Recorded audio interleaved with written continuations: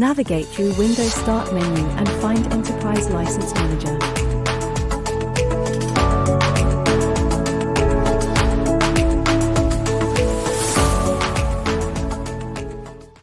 Or alternatively, you can launch the Enterprise License Manager through Plant SCADA Studio.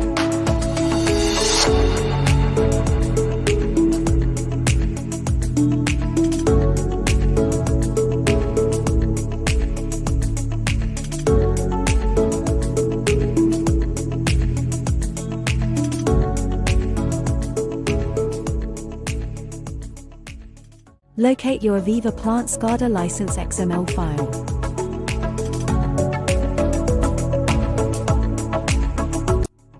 Then upload your XML license file into the Enterprise License Manager and activate it.